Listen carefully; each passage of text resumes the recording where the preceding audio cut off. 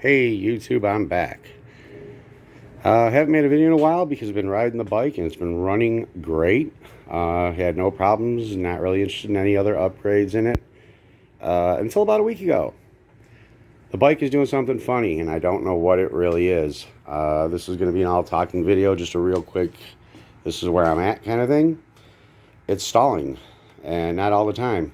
Only seems to be at the end of more than a 20-mile ride. It's only an instantaneous kind of thing. The second I hit the throttle, it cleans up. It's not really smoking. It's not sputtering at all.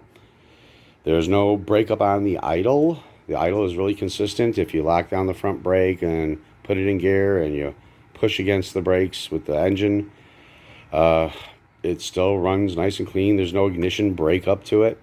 So I don't really know what it is. About to start finding out though.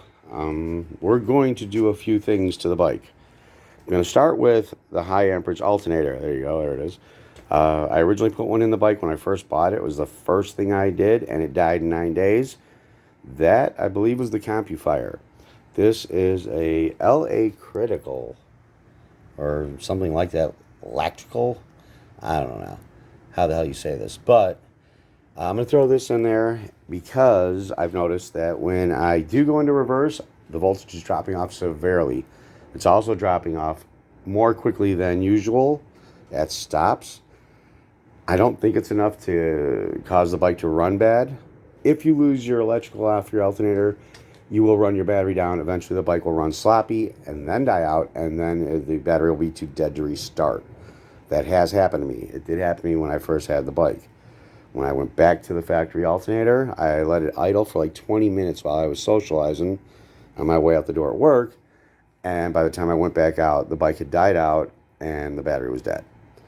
I needed a jump start and it ran really poorly until the battery had a chance to recharge, which is kind of what it sounded like the 2 or 3 times that it's done this in the past week or so.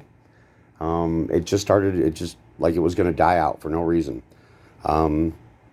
As soon as I whacked the throttle and opened it back up, the engine revved and it cleaned up. But whatever it is, I want to get rid of it, hopefully preemptively. I've got a few fuel filters in the house. So my current plan is this. I'm going to start with an alternator. I'll make a video of it. I'm going to change the fuel filter. I bought them by the pair, and I believe there's only one in the bike. And then I'm going to seafoam. Sorry, my phone cut off.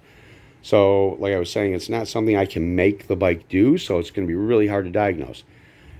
It could be the starter, because I've noticed the severe voltage drop when I hit reverse. It went all the way down to 11.2 just now when I brought the bike in from getting gas. That's not good, but that could also be the alternator. So we're going to change the alternator, going to test it a little bit, then we're going to seafoam it after changing the fuel filter. I'll probably run the air box open for the first few minutes, make sure nothing spits up into the air filter. I've never really seafoamed a bike before, so this is a first time experiment on that. Once I've got it running, I know it's going to smoke like crazy because it's a 27-year-old engine. I'll throw the new air filter in. Once I burn the seafoam out and put fresh gas in it, I will change the fuel filter again. That's why I bought them in a pair, thinking there's only one in the bike. So that's where we're at. That's what I'm going to do. I got to splice these videos together because phone died halfway through. And I'll let you guys know how it turns out. Once again, I'm looking at the motorcycle in, with my eyes and through this phone, and this bike is not this blue. It is a green teal bike. I have no idea why it looks like this on video. But anyway, that's where we're at. I'll be talking to you guys soon. If anybody knows of anything useful as to why a Goldwing would do that, why it would just kind of like bog out for a second and then snap right back to. It's only happened 3 times in a week and a half.